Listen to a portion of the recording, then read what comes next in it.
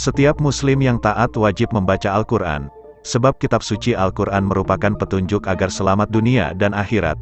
Maka tidak heran ketika selesai sholat, sering terdengar lantunan pembacaan ayat-ayat suci dari rumah-rumah.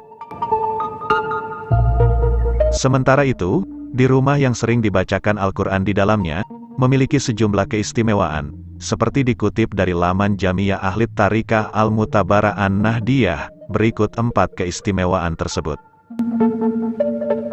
1. Rumah tidak dimasuki setan. Setan selalu berupaya menggelincirkan manusia dari jalan yang benar. Salah satu cara setan ialah dengan mengganggu dan merusak keharmonisan keluarga.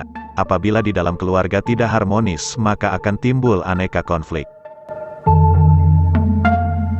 Maka dari itu, dengan rutin membaca Al-Quran di dalam rumah, maka setan akan kesulitan untuk memasuki rumah tersebut. Rasulullah Shallallahu Alaihi Wasallam bersabda, setan berlari dari rumah yang dibacakan surah Al-Baqarah di dalamnya. Hadis riwayat Ahmad. 2. Rumah akan bercahaya dan sehat. Rumah yang sering dibacakan Al-Quran akan bercahaya. Dalam salah satu riwayat disebutkan, terangilah rumahmu dengan membaca Al-Quran. Al-Quran merupakan petunjuk kehidupan, yang apabila diikuti akan mampu mengeluarkan seseorang dari aneka kegelapan. Kegelapan sikap, kegelapan cara pandang, kegelapan keyakinan dan lain sebagainya. Al-Quran juga disebut sebagai syifa atau obat. Rumah yang dibacakan Al-Quran akan menjadi rumah sehat yang bisa mengobati siapapun yang tinggal di dalamnya. 3. Suasana rumah jadi hidup. Rumah yang sepi dari bacaan Al-Quran akan seperti kuburan. Penghuni rumah yang tidak menyempatkan waktunya untuk membaca Al-Quran di rumah, akan dilanda kekosongan spiritual. Membaca Al-Quran dengan tadabur dan tartil akan menghidupkan hati sehingga tidak lalai.